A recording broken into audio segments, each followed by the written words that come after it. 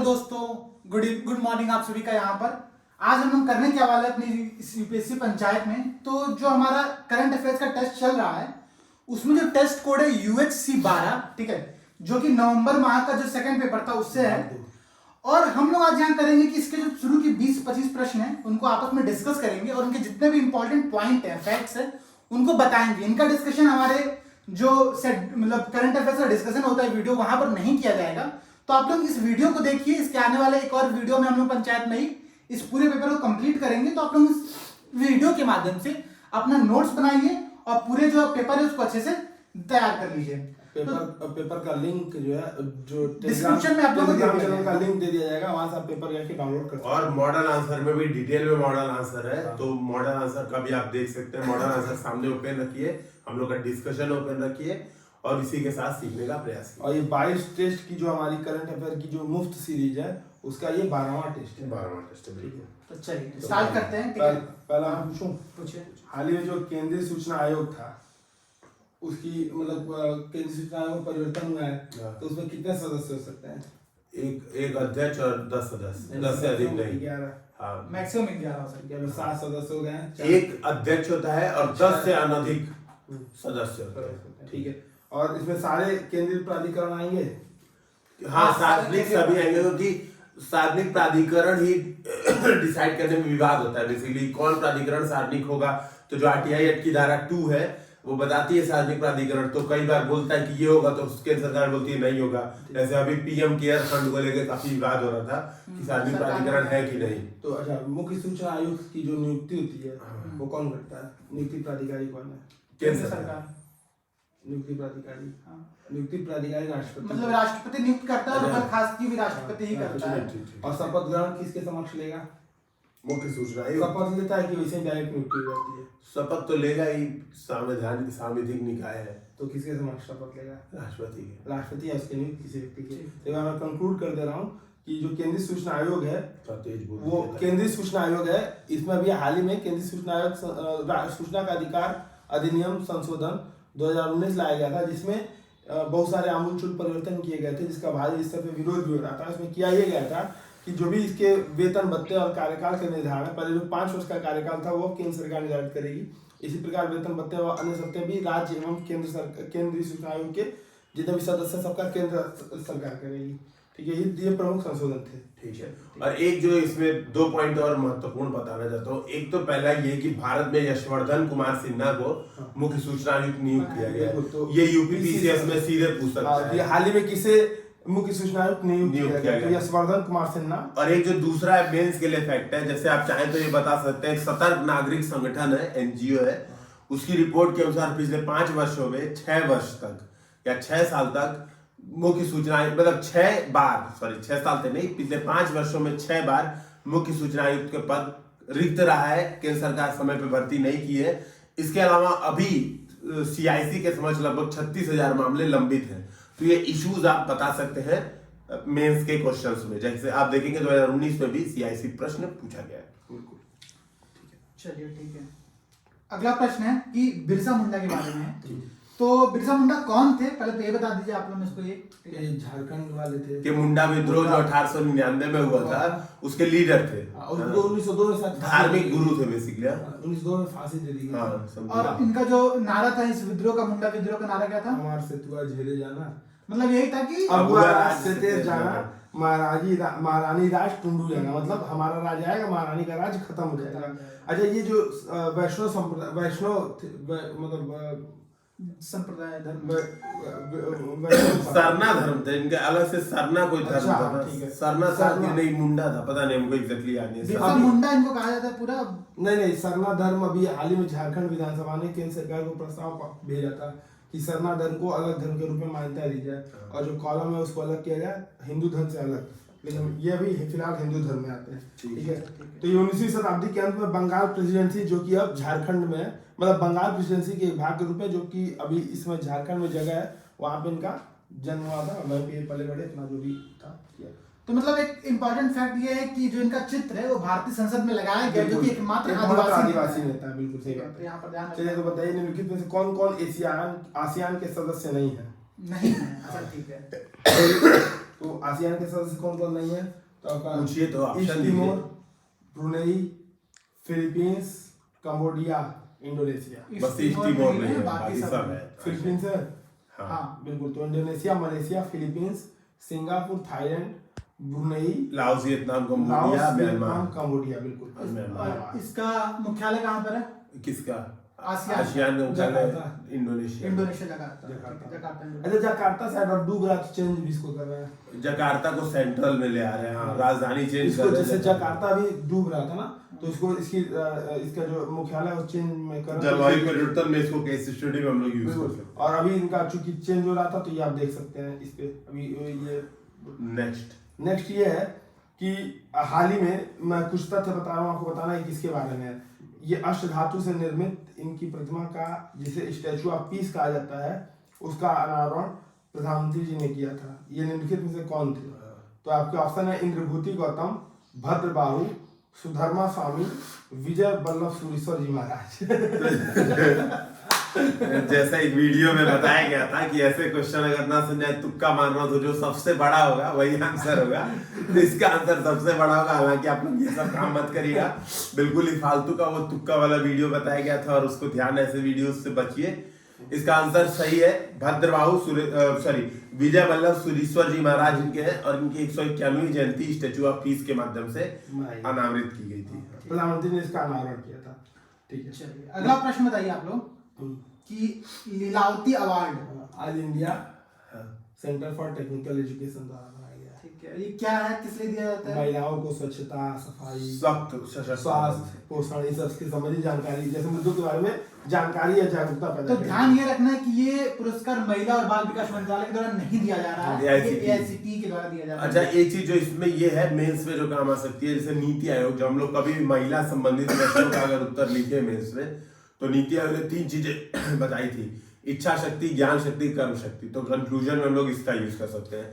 इसके अलावा 3C कि महिलाओं में कंपटीशन बढ़ाना चाहिए, महिलाओं में जो कैपिटल, मतलब उनको कैपिटल प्रदान करना चाहिए, और महिलाओं को एक चीज से और क्या कह सकते हैं आप, जो कोऑपरेशन, आपसी कोऑपरेशन को बढ़ावा देना चाहिए। तो हम लोग ये 3 चीज भी मेंस के मतलब उसमें यूज कर सकते हैं। तो जैसे इच्छा शक्ति, ज्ञान शक्ति, कर्म शक्ति, लीलावती अवार्ड से जोड़ के इसको हम लोग मेंस के कंक्लूजन में जो है यूज कर सकते हैं। बिल्कुल।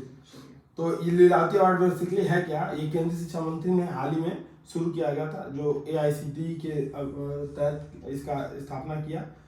इसमें जो महिला सशक्तिकरण के लिए स्वच्छता, स्वास्थ्य, पोषण, साक्षरता, रोजगार, प्रौद्योगिकी, ऋण, विपणन इत्यादि के संदर्भ में जागरूकता पैदा करने, इत्यादि के क्षेत्र में जागरूकता पैदा करने के हेतु ये अवार्ड दिया जा रहा है। यह जो है महिलाओं की भागीदारी सुनिश्चित करेगा और संस्थानों में उच्च पदों पर उन्हें नियुक्ति में आसानी, मतलब सक्षम बनाएगा। ठीक है, चलिए। अच्छा, ये बताइए, हाई कोर्ट के न्यायाधीश का कार्यकाल कितने वर्ष होगा? 62। कार्यकाल नहीं, मतलब उम्र, अधिकतम उम्र 62 वर्ष है। कार्यकाल कार्यकाल 5 6 वर्ष। 6 वर्ष नहीं, हाई कोर्ट का न्यायाधीश कभी कभी कितने साल भी रह सकता है। अच्छा, बस इनका मैक्सिमम एज डिसाइडेड है। हाँ, मैं ये ठीक। कभी भी रह सकता है यार। मान लो 30 साल पे तुम न्यायाधीश बन गया, तो तुम 62 साल तक रह 62 साल तक जाओगे। रहेगा। हाँ, मैक्सिमम, मतलब मैक्सिमम 62 साल है। 62 साल से पहले अगर उसको क्या कहते हैं, या तो जो मतलब महाभियोग जैसी प्रक्रिया द्वारा हटाया जा सकता है, या वो खुद इस्तीफा दे सकता है, या फिर उसका हस्तांतरण कहीं कर दिया जाए, या उच्चतम न्यायालय में दिया जाए तो हटाया जा सकता है। बाकी मतलब मुख्य न्यायाधीश के लिए क्या है? मुख्य न्यायाधीश के लिए कितना है कार्यकाल? 60 वर्ष। मुख्य न्यायाधीश जो भारत का है, नहीं, उच्च न्यायालय का जो मुख्य उच्च न्यायालय का मुख्य न्यायाधीश 62 वर्ष ही होगा। और इसके लिए भी कुछ कार्यकाल डिसाइड नहीं है? नहीं, कोई कार्यकाल नहीं, 62 वर्ष तक बस। अच्छा। उच्च न्यायालय का न्यायाधीश ही है, बस हम CJI की बात सोच रहे थे। ठीक है। और जाए तो 65 वर्ष रहता है, 60 वर्ष नहीं। 65 नहीं रहता है, 60 रहता है। CJI देखिए, एक बार चेक करिए। चीफ जस्टिस ऑफ इंडिया 65 वर्ष तक अपने पद पे रहता है। हाँ, एक बार चेक करके चलिए ठीक है, अगला प्रश्न पूछिए आप लोग। तब तक कंफर्म कीजिए इसको। अगला प्रश्न है, India grant assistance for implementation of high impact community development projects हाल ही में भारत ने किसके साथ शुरू किया है? तो आपको 4 विकल्प इसमें दिए गए हैं: श्रीलंका, वियतनाम, कजाकिस्तान, कतर। तो इसका ये है कि इसका आंसर है कजाकिस्तान, ठीक है। और इसमें यही किया जाएगा कि मतलब बेसिकली जो ये है इसको हम लोग मेंस में ज्यादातर यूज हो सकता है मुख्य परीक्षा के लिए। हाँ कि बस ये ध्यान रखना है कि कजाकिस्तान के साथ कुछ कुछ ऐसी वार्ताएं भी हो रही है। हाँ जैसे कजाकिस्तान हो गया, अफगानिस्तान हो गया, ये मध्य एशिया में ऐसे देश हैं community development development project project connect central Asia से संचालित है, जो हमारी मध्य एशिया को लेके जो विदेश नीति है वो कनेक्ट सेंट्रल एशिया नामक नीति संचालित होती है, इसको ध्यान रखना है। दूसरा ये ध्यान रखना है जो भारत की विदेशी सहायता है, विदेशी सहायता में कई तत्व हैं। जैसे एक होता है कि Indian technological and economic cooperation, ITC इसको बोलते हैं, एक होता है लाइन ऑफ क्रेडिट देना, एक होता है अनुदान सहायता देना, और एक होता है कम्युनिटी डेवलपमेंट प्रोजेक्ट चलाना, और एक होता है वहां पर अवसंरचना विकास। तो ये मुख्यतः 5 तरीके हैं जिससे भारत विदेशों में सहायता प्रदान करता है। और इसी में एक तरीका इसी के अंतर्गत आता है जो इसको कहते हैं human assistant and disaster relief, ठीक है, HADR सहायता। तो भारत इस तरीके से करता है। तो अन्य अभी शायद अमेरिका के साथ भी कुछ कोऑपरेशन कर रहा है HADR, पूरी दुनिया के साथ कर रहा है। भारत हर सबके साथ जिनके साथ सहयोग है प्रयास करता है कि HADR काम कर सके, ठीक है। अब आपको अगला प्रश्न बताना है कि किस अंतर्राष्ट्रीय समूह में भारत सदस्य नहीं है। ठीक, तो आपके ऑप्शन है मेकांग गंगा है, संघाई है, SCO, वही संघाई मतलब SCO ही होगा। अच्छा हाँ ठीक है, संघाई एशिया प्रशांत नहीं आर्थिक है, एपेक में नहीं है। तो एपेक में 21 देश हैं जो भी रिम्स ऑफ पैसिफिक में जो भी देश हैं उसमें से अधिकतर 21 देश उसमें शामिल है। भारत इसका सदस्य नहीं है, ये आप लोग को याद रखना है। चलिए अगला प्रश्न बताइए कि रेसिप्रोकल एक्सेस एग्रीमेंट किन 2 देशों के मध्य हुआ है? रेसिप्रोकल एक्सेस, ये तो बहुत सारे देश है। अभी हाल ही में क्वाड में किससे के बीच में हुआ? ऑस्ट्रेलिया के साथ, जापान के साथ है, फिर अमेरिका के साथ है ही। लेमोआ मतलब वही तो हुआ, लेमोआ सेम ही चीज है, रेसिप्रोकल एक्सेस एग्रीमेंट ही है। जैसे जापान वाले के साथ बोलते हैं हम लोग acquisition and cross servicing agreement, उसका नाम ये है जापान वाले के साथ। सबका भारत का जापान का जो है, हाँ, भारत और जापान का, भारत और रशिया अमेरिका भी का है। हाँ, अमेरिका भारत रशिया का उसको अल्स बोलते हैं, मतलब वही जो इन्होंने बोला, नाम क्या आपने बोला? Reciprocal access agreement. हाँ, उसको उल्टा कुछ करके अजीब सा नाम है, वो है रशिया के साथ ALAS करके ना, हाँ, ऐसे ही। ALSS आलस हम लोग पढ़ते हैं। हाँ, मतलब ऐसे ही कुछ ऐसे कुछ है, पढ़ते हैं। ठीक है। और अमेरिका के साथ सबको याद है लेमोआ है, और ऑस्ट्रेलिया के साथ भी हो चुका है। तो इसका मतलब ये है कि भारत उनके सैन्य मतलब संस्थाओं का या फिर यूज उसका कर सकता है, यूज यूज कर सकता है, पेट्रोलिंग करते के दौरान रुकने और अपने रिफ्यूलिंग करने के लिए कर सकता है। और एक बात ध्यान देने की है, अभी जब चीन के साथ भारत का विवाद बढ़ रहा था तो लद्दाख में देखा गया है कि भारतीय सैनिकों ने अमेरिकी कपड़े पहने हुए थे। अमेरिकी कपड़े उस ऊंचाइयों पर पहने हुए थे, उसका कारण यही था कि भारत ने लेमोआ एग्रीमेंट साइन किया था। तो जो उस मतलब कठिन परिस्थिति के जो कपड़े हैं तो अमेरिकी सैनिकों से भारत ने उधार लिया था, मतलब एक तरह से ले आए थे ताकि भारतीय सैनिक भी यूज कर पाए। तो ये इसका फायदा है लेमोआ का। तो हम लोग चाहे तो ये भी मेंस में आंसर राइटिंग में भी। चलिए ये बताइए मेकांग गंगा जो सहयोग है, ठीक है, इसमें निम्नलिखित में से कौन कौन से देश शामिल नहीं है? चाइना नहीं है, चीन नहीं है, पाकिस्तान नहीं है, वियतनाम है, लाओस है, थाईलैंड है, कंबोडिया है, म्यांमार है, भारत है। बांग्लादेश। मेकोंग गंगा में भारत बांग्लादेश आता है तो है। बांग्लादेश भी होगा। अच्छा और क्या कहते हैं बस चाइना छोड़ के बाकी सब है। भूटान नहीं है, नेपाल नहीं है, बांग्लादेश भी नहीं है इसमें। बांग्लादेश भी नहीं, हमको लग रहा था थोड़ी feeling. Mekong Ganga basically Mekong छह नदी, देश हैं, Bharat Thailand Myanmar Cambodia Laos Vietnam. हाँ ऐसे याद करो। और मेकोंग नदी चाइना से निकल के उन सभी देशों में जाती है, वियतनाम, लाओस, कंबोडिया, म्यांमार सभी में जाती अंत है, में थाईलैंड तक। हाँ, फिर उसमें चली जाती है, घूम की जाती है ना। हाँ। तो वो सारे देश हैं जिससे मेकोंग। अब मुझे ये लगा था कि गंगा नदी तो भारत बांग्लादेश दोनों में जाती है, तो इस वजह से है ना थोड़ा सा। भारत गंगा नदी बांग्लादेश में जाती है? नहीं जाती है ना, जाती है डेल्टा लेकिन सुंदरबन में बना देती है। नहीं जाती है मेघना और ये वो तो ब्रह्मपुत्र है मेघना। नहीं, लेकिन मेघना और ये जाकर के मिलती है तो फिर वहां से दूसरी नदी बन जाती है, दोनों बांग्लादेश में जाके मिलती है। एक बार कि बंगाल, पश्चिम बंगाल में गंगा सागर में ही तो उतरती है। हाँ, वो नहीं है, नदी जाती है कंफर्म। लेकिन गंगा नदी समझौता भी तो हुआ है। हाँ। तीस्ता हुआ है, ब्रह्मपुत्र और अरे गंगा नहीं नदी जाती है, का। गंगा नदी जाती है। अच्छा, एक बार चेक करिए। तो इस गंगा वजह से नदी से विवाद का विषय तो नहीं भारत बांग्लादेश में। नहीं है, तो नहीं जाती होगी। कंफर्म है, देखो जाती है। देखो बिहार से होती है, देखो जानी पद्मा बन जाती है। अच्छा, ठीक है। तो फिर ये पद्मा मेघना ये क्या है? ये यहाँ से देखो ये वाला है, यहाँ पे जो सुंदरबन डेल्टा है पूरा यहाँ से आता है, ठीक है। अच्छा, ये देखो यहाँ से ये जा रही है। इसको एक बार दिखा देगा सर। ये गंगा नदी का रूट है, यहाँ से गोमुख से निकलती है और ये यहाँ से ऐसे होते हुए ये जाके यहाँ पे पद्मा बन जाती है और ये वहाँ पे विसर्जित होती है। चलिए ठीक है। ठीक है, तो बांग्लादेश से जाती है हाँ जा रही है। कंफर्म। चलिए अगला प्रश्न बताइए आप लोग कि माइक्रोवेव हथियार क्या है। पहले तो ये समझा दीजिए माइक्रोवेव हथियार क्या है और कैसे इसका प्रयोग होता है हम लोग। जो माइक्रोवेव रेडिएशन से होती है बेसिकली, जो हम लोग माइक्रोवेव ओवन यूज करते हैं, वो बेसिकली करता ये है कि जो जल के अणु होते हैं किसी भी सब्सटेंस में, उसके जो आंतरिक जो मॉलिक्यूलर लेवल पे उसका वाइब्रेशन बढ़ाता है। वाइब्रेशन बढ़ने से क्या होता है, उसकी काइनेटिक एनर्जी बढ़ती है, गतिज ऊर्जा जिसको हिंदी में बोलते हैं। गतिज ऊर्जा बढ़ती है तो वो क्या होता है, ऊष्मन के कारण वह गर्म हो जाता है। और यही यूज करता है माइक्रोवेव हथियार। माइक्रोवेव हथियार क्या यूज करता है, मानव शरीर में जो पानी है, त्वचा में जो पानी है, उसको वाइब्रेशन करके गर्म करेगा और उसकी वजह से क्या होगा कि मनुष्य को वहां पे विचलन, मतलब मतली आना, उल्टी होना, है ना, खराब लगना इत्यादि प्रभाव पड़ेगा। तो वो ऐसा बोला गया था कि चाइना ने यूज किया था, चाइना के प्रोफेसर ने, हालांकि भारतीय सेना ने खारिज कर दिया। इसके लिए एक मैग्नेट्रॉन नाम की मैग्नेट्रॉन की जरूरत पड़ती है, ये रेज निकालने के लिए। हाँ, जो हम लोग के माइक्रोवेव ओवन में होगा। हाँ, वो होता है। ये जयवर्धन ने पटक दिया था उसको तो खराब हो गया था। ठीक है, एक आपको मैग्नेट्रॉन उसको बोलते हैं। एक आपको क्वेश्चन और बताना है, ये यूपीपीसीएस से पूछ सकता है कि इनमें से कौन सा माइक्रोवेव किरणों का उत्सर्जन करता है। तो मैग्नेट्रॉन, साइक्लोट्रॉन। साइक्लोट्रॉन क्या होता है? साइक्लोट्रॉन फ्रीक्वेंसी याद है, जेई की तैयारी सब हम लोग पढ़ते थे। एटॉमिक ऊर्जा में उपयोग होता है। हाँ, साइक्लोट्रॉन फ्रीक्वेंसी बेसिकली किसी प्रोटॉन वोटॉन की स्पीड बताता है, वो कि इलेक्ट्रोमैग्नेटिक वेव का बेसिकली हम लोग फ्रीक्वेंसी उससे निकालते थे साइक्लोट्रॉन। प्लस माइनस हाफ वाला ये आ जाता क्या कि नहीं, ये तो दूसरी चीज है। ये तो स्पिन कैसे हो रही है, ये इलेक्ट्रॉन की स्पीड है। साइक्लोट्रॉन फ्रीक्वेंसी बेसिकली किसी पार्टिकल की स्पीड को बताता है। ठीक है, साइक्लोट्रॉनिक। चलिए अगला बताइए कि जो माइक्रोवेव में हमारे ये दो प्रकार की खाना रख रहे हैं, एक सूखा रख रहे हैं, गीला भोजन रख रहे हैं, कौन जल्दी पकेगा? गीला भोजन। और गीला ही पकेगा, पानी है। सूखा वाला नहीं पकेगा, क्यों? क्योंकि मैग्नेट्रॉन क्या करता है, जो माइक्रोवेव रे निकालता है वो पानी के अणु को ही प्रसारित करता है। बिल्कुल ठीक है। अगला प्रश्न है परम सिद्धि जो है, ये क्या है? हाल ही में चर्चा में कंप्यूटर, सुपर कंप्यूटर। ठीक है, तो परम सिद्धि जो है, भारत सुपर कंप्यूटर परम सिद्धि जो है, ये जो दुनिया के शीर्ष 500 सबसे शक्तिशाली कंप्यूटरों में उसकी 63वीं रैंक है, जो इसका है परम सिद्धि का। और ये बनाया कौन है? तो सीडेक, मेटी आदि सब मिलकर DST, department of science and technology. बिल्कुल। चलिए अगला प्रश्न।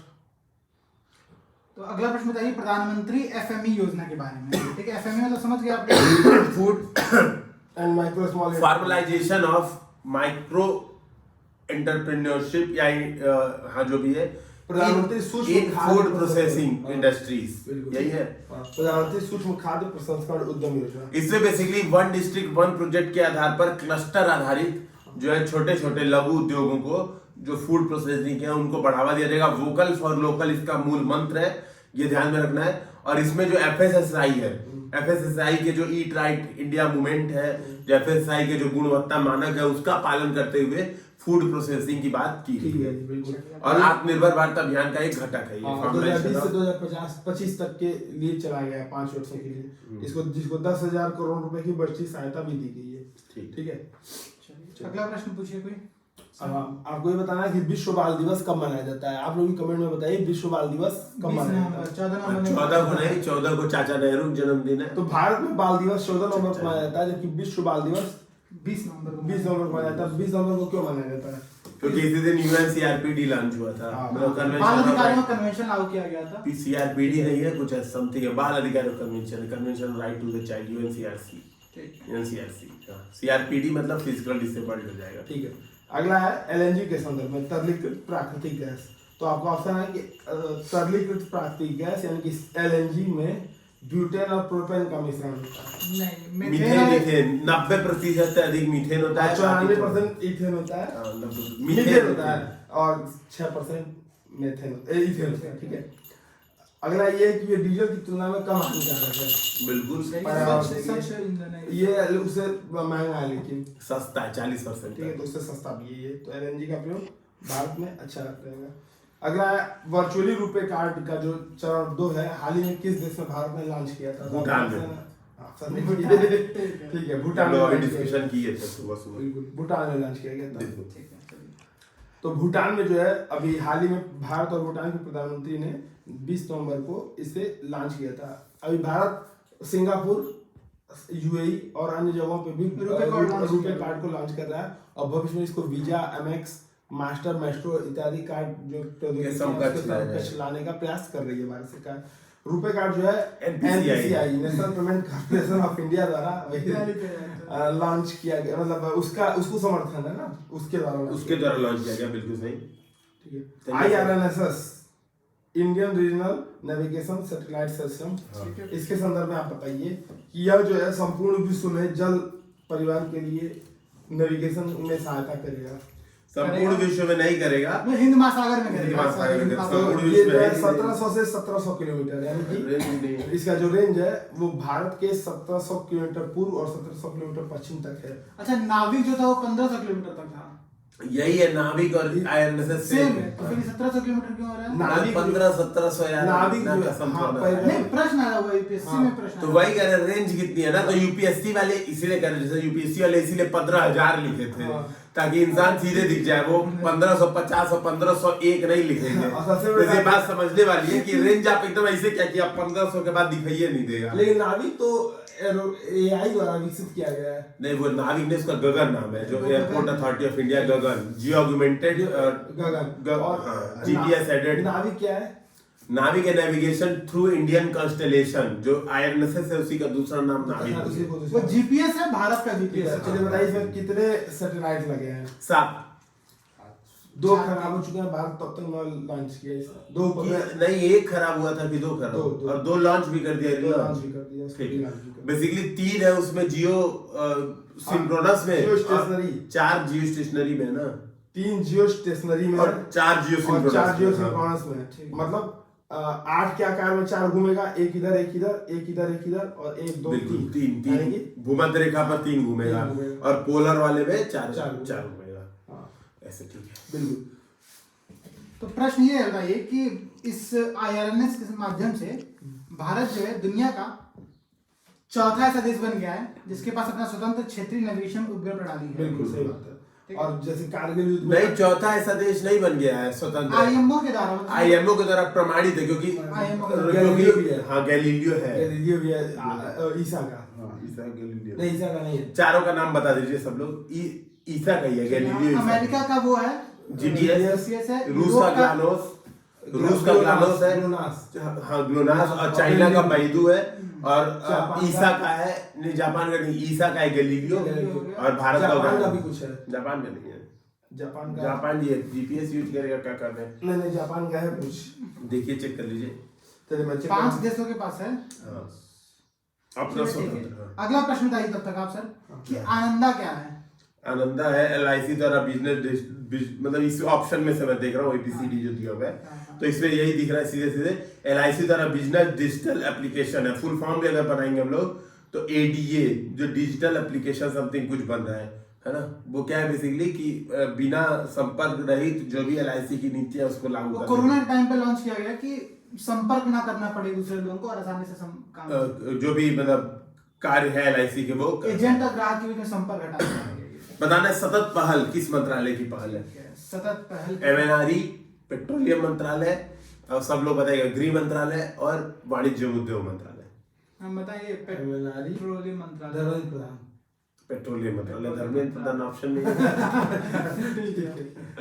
ठीक है, तो ये ध्यान रखना। ये है क्या सतत पहल सर बता दीजिए? Sustainable alternative technology towards affordable transportation. ठीक है। ये बेसिकली कर क्या रहे?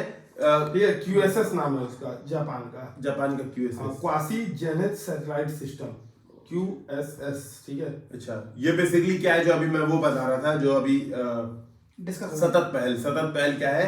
इसमें 5000 प्लांट 2023-24 तक लगाए जाएंगे, जिसमें अपशिष्ट पदार्थों से गैस का उत्पादन करने के लिए 2 लाख करोड़ रुपए का निवेश होगा। तो जो भी नगर पालिका अपशिष्ट है इत्यादि से क्या होगा? गैस होगा, मतलब जो बायो गैस है। ठीक है, मतलब है, लेकिन मतलब ठीक है, तो ये संपीड़ित बायोगैस यानी कंप्रेस्ड बायोगैस इससे निर्मित किया जाएगा। ठीक है, तो ये ध्यान में रखना सतत पहल। तो इसको हम लोग मेंस में भी कहीं यूज कर सकते हैं, जहां पर हम लोग को अपशिष्ट प्रबंधन में बताना हो, अवशिष्ट वही अवशिष्ट प्रबंधन वाली जहाँ भी चीजें हो तो वहाँ पे यूज कर सकते हो। ठीक है, तो आज का लास्ट क्वेश्चन करें। ठीक है, चलिए बताइए आप लोग। तो लास्ट क्वेश्चन क्या है कि 25 तक कर लीजिए इसको। ठीक है, 25 हाल ही में चर्चा में रहा वर्चुअल कोर्ट और ई चालान परियोजना कहाँ लॉन्च की गई थी? नागालैंड। असम। अच्छा भाई पूछे जरा। हमने इसके बाद एक प्रश्न और पूछा था। हाँ, सेकंड नंबर पे मुंबई में, मुंबई। महाराष्ट्र में। हाँ, क्या नाम था इसका? कुछ था ऐसे। ठीक है। अच्छा ठीक है, न्याय कोष। न्यायकोश। दूसरा आवासीय न्यायालय था। ठीक है, न्यायकोश। और ये सब ई समिति जो सुप्रीम कोर्ट की पहल है ना, उसी का सब हिस्सा है सब। वर्चुअल कोर्ट न्याय विभाग, कानून और न्याय मंत्रालय शासित सुप्रीम कोर्ट की ई समिति की एक पहल है। ठीक है, यह एक ऑनलाइन कोर्ट है जिसे वर्चुअल जज, जो कि एक व्यक्ति नहीं बल्कि एक एल्गोरिदम है, उसके द्वारा प्रबंधित किया जा रहा है, जिसके अधिकार क्षेत्र को पूरे राज्य में बढ़ाया जा सकता है और काम के घंटे 24 गुणे 7 हो सकते हैं। तो बेसिकली यातायात और ई चालान इससे आसानी से मिल जाएगा और असम में इसका उद्घाटन सबसे पहले किया गया। जैसे अभी ICICI बैंक ने लॉन्च किया आभासी कस्टमर केयर, तो फिर आप जब फोन करेंगे तो बताएगा 1 2 3 दवाई वो तो सब में था, अब बताएगा आपको किसके लिए वो करना है। कंप्लेन सब वर्चुअली। अब मुंह से बोलना है, जैसे मान लो उनको क्रेडिट कार्ड के बारे में जानकारी चाहिए तो बोलना पड़ेगा क्रेडिट कार्ड, तो फिर ऑप्शन देगा आप क्रेडिट कार्ड के बारे में क्या जानना चाहते हैं, तो उसमें मानवीय हस्तक्षेप करते हैं। ठीक है, तो ये एक वो अच्छा पहलू से कहा। बिल्कुल बता सकते हैं लोग। भ्रष्टाचार लगभग न्यून हो जाएगा इसमें। अगला पूछिए सर। अगला है भूकंपी संरक्षण अभियान किस राज्य में शुरू किया गया था? Mahanadi corporation basin. Of India के द्वारा उड़ीसा में। तो उड़ीसा के 8 महानदी बेसिन। जो बिल्कुल जो महानदी बेसिन और उसके आसपास के क्षेत्र हैं वहाँ पे ये किया गया था। ठीक है, क्योंकि ये एक हाइड्रोकार्बन रिजर्व के रूप में स्थापित है। अच्छा, ये बताना है कि पूर्वोदय पहल, पूर्वोदय पहल। ठीक है, ये क्या है? ऑप्शन बता सकते हैं। हमको एकदम मेरे दिमाग में है। नॉर्थ ईस्ट भारत में। चलिए ऑप्शन दे रहे हैं। नहीं नॉर्थ ईस्ट भारत में पश्चिम बंगाल। चलिए अब ना ऑप्शन दिया जा रहा है। ऊर्जा संरक्षण से रिलेटेड है, पाइपलाइन बिछाने से रिलेटेड है, स्टील उत्पादन से रिलेटेड है। ठीक है, 300 टन जो मिलियन टन है, पूर्वोदय नाम ही है ना ये बच्चे का। पश्चिम बंगाल में ना। हाँ, पश्चिम बंगाल में, उड़ीसा में सबसे ज्यादा है, बाकी सबको। अच्छा Purvodaya mission Purvodaya steel sector, बिल्कुल सही सही बोले। ठीक है, पूर्वोदय। चलो बताओ, कॉपरनिकस सेंटिनल 6 क्या है? सैटेलाइट ही होगा। ये किसका सैटेलाइट है? मतलब कॉपरनिकस नाम सही लग रहा है। ईसा, कॉपरनिकस, सेंटिनल, ये सब यूरोपियन देवता है ना, पुराने कॉपरनिकस। तो ईसा ये हम लोग तुक्का लगा सकते रोम के हैं। देवता है। हाँ, मतलब वही तो अमेरिका नहीं होगा, मतलब अमेरिका वाले सैटेलाइट का नाम अलग अलग होता है, वो लोग वैज्ञानिकों के नाम पे रखते हैं। जैसे आप जो भी सैटेलाइट देखेंगे। नहीं, लेकिन इसमें नासा भी सहयोग में है।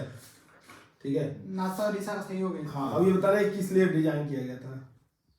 क्या मतलब ये क्या क्या करेगा? ये वायुसेना का लिए कुछ होगा। नहीं, ये समुद्र तल की मैपिंग करेगा। कोपरनिकस सेंटिनल 6 तो ये क्या करेगा? वैश्विक समुद्र तल में परिवर्तनों को मापेगा। अच्छा। ठीक है, ये अभियान है, इसलिए ये इम्पोर्टेंट हो जाता है। कॉपरनिकस सेंटिनल 6 माइकल फिलिच उपग्रह, ये क्या करेगा? जो भी समुद्र तल है, वैश्विक समुद्र तल है, उसमें क्या परिवर्तन हुए हैं उसको नापने के लिए जो मिशन है उसका एक हिस्सा है। ठीक है, देखिए अमेरिका क्यों बोल रहे हैं, यहाँ पे देखिए आप पढ़ेंगे अगर पूरा तो आपको समझ में आएगा कैसे तुक्का लग सकता है इसमें। देखिए सेंटिनल 6 ये यूरोपियन नाम है और माइकल फ्रीलिच वो अमेरिका के साइंटिस्ट है। तो जब ये नाम दिया हो तो अपने आप समझ जाना। अगर सेंटिनल तो द्वीप भी है। सेंटिनल अपने इंडिया में, ये नॉर्थ सेंटिनल आइलैंड तो यूरोपियन का ही कब्जा था ना पहले इंडिया में, ये भी बात है।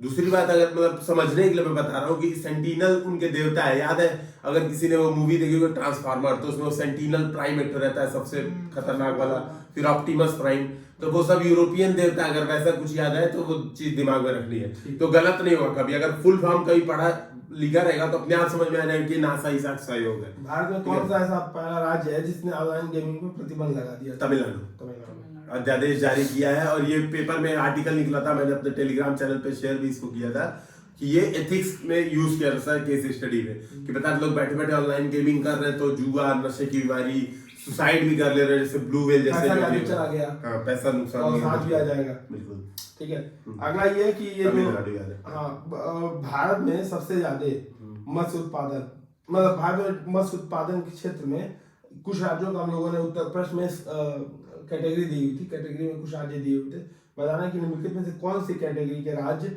ने सर्वश्रेष्ठ प्रदर्शन किया मत्स्य उत्पादन में। ठीक है, तो उड़ीसा, उत्तर प्रदेश, असम, तमिलनाडु, बिहार, मेघालय, आंध्र प्रदेश, उत्तर प्रदेश, अरुणाचल प्रदेश, महाराष्ट्र, बिहार और असम। तो इसमें एक एक करके एलिमिनेट करने को, जैसे अरुणाचल प्रदेश को एलिमिनेट कर दो। हाँ कर दीजिए, क्योंकि अरुणाचल प्रदेश क्यों बहुत ज्यादा मछली उत्पादन करेगा, नहीं करेगा आज ठीक है। फिर असम भी कर लो, क्योंकि असम में है हालांकि बाढ़ के बाद, लेकिन उसके आंसर तो इसका वही है। उत्तर पूर्व में भी लिखा है ना, समुद्र, अंतर्देशीय, उत्तर पूर्व, 3 राज्य हैं। अच्छा 3 राज्य, हाँ 3 श्रेणियां, एक समुद्री मत्स्यन, इसीलिए मैं कह रहा था क्वेश्चन ध्यान से अगर हम लोग पढ़ेंगे, एक अंतर्देशीय मत्स्यन है और एक है उत्तर पूर्व में मत्स्यन। तो 3 क्षेत्र है क्रमशः। तो 3 क्षेत्र में समुद्री मत्स्यन में सबसे सर्वश्रेष्ठ प्रदर्शन उड़ीसा ने किया है। उड़ीसा, तमिलनाडु, आंध्र प्रदेश और महाराष्ट्र 4 ऑप्शन दिए गए, उसमें से एक चुनना है। तो इसमें उड़ीसा हो जाएगा। फिर अंतर्देशीय में उत्तर प्रदेश, बिहार, उत्तर प्रदेश, ये 2 ऑप्शन ही है, तो इसमें उत्तर प्रदेश हो जाएगा। फिर उत्तर पूर्व में असम में, क्योंकि वहां पे ब्रह्मपुत्र नदी बेसिन है, तो असम में, तो असम हो जाएगा ब्रह्मपुत्र नदी। यानी कि हम लोग का सोचने का तरीका गलत सही था। सोचने का तरीका सही था, प्रश्न ध्यान से पढ़ना प्रश्न ध्यान से चाहिए। पढ़ना, तो इसलिए आप लोग ये प्रश्न ध्यान से पढ़ के लगाएं। फिर हाल ही में जो कोहासो तकनीक जो थी वो किससे संबंधित थी? ये है जल उपचार प्रणाली, जो कासो। अच्छा, जब ऐसे कोई क्वेश्चन आए ना और ना समझ में आए तो इसका तुक्का भी यही लगता है। जैसे कभी भी प्रश्न आता है कि जल से जो कोहासो, वो तो ठीक है, ये बात तो मतलब अब जो कासो तो ये कंक्लूड हो गया कि जल उपचार प्रणाली है।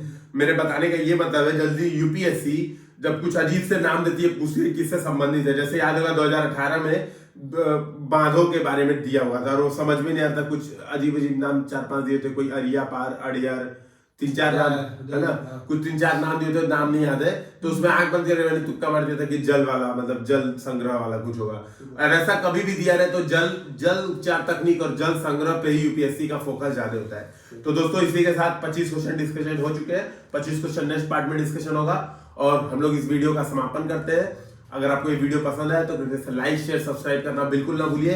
हमारी प्रीलिम्स की टेस्ट सीरीज इंडिया में वन ऑफ द बेस्ट है, तो इसे ज्वाइन करना बिल्कुल ना भूलें। और इसका आप सैंपल भी ले सकते हैं 9711143850 पर कांटेक्ट करके। तो इसी के साथ अलविदा करते हैं। जय हिंद, जय भारत।